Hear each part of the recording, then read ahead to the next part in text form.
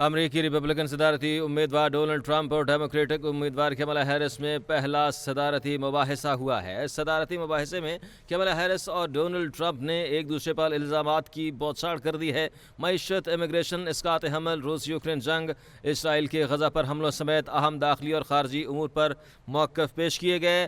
Hamas دہشت گرد جماعت 7 ستمبر کو حماس کے حملے میں 1200 اسرائیلی ہلاک ہوئے۔ کملا ہیرس نے کہا کہ غزہ میں معصوم فلسطینی مر رہے ہیں، جنگ بندی ہونی چاہیے۔ انہوں نے کہا کہ اسرائیل کو ایران سے خطرہ ہے، اس لیے اسے دفاع کا حق حاصل ہے۔ کملا ہیرس نے کہا کہ میرا سارا کیریئر اسرائیل کو سپورٹ کرتے ہوئے گزرا ہے۔ انہوں نے کہا کہ دنیا کو اسرائیل فلسطین تنازع میں 2 ریاستی حل کی طرف جانا چاہیے۔ ہم غزہ کی تعمیر نو کرنا چاہتے ہیں۔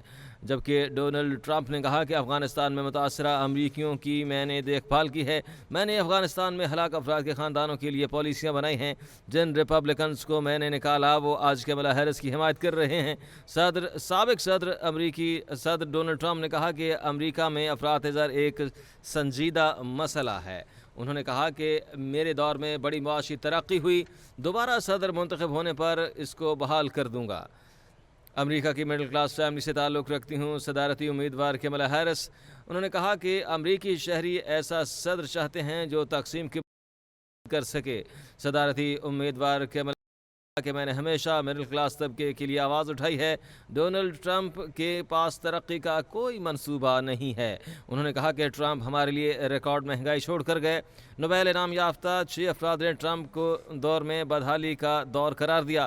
سیلز ٹیکس کے متعلق کملا کے بیان میں صداقت نہیں ہے۔ سابق صدارتی امیدوار ڈونلڈ ٹرمپ نے کہا کہ ہیرس کے پاس امریکی خوشحالی کا کوئی منصوبہ نہیں۔ کملا ہیرس جو بائیڈن کی کاپی کرتی ہیں۔ موجودہ دور میں مہنگائی کو انتہا پر پہنچا دیا گیا ہے۔ 80 سے 90% پولز نے میرے دور کی تعریف کی ہے۔ ڈونلڈ ٹرمپ نے کہا کہ کملا ہیرس کے پاس کوئی پالیسی نہیں۔ انہوں نے کہا کہ کملا ہیرس منتخب ہو کر امریکہ کو تباہ کر دے گی۔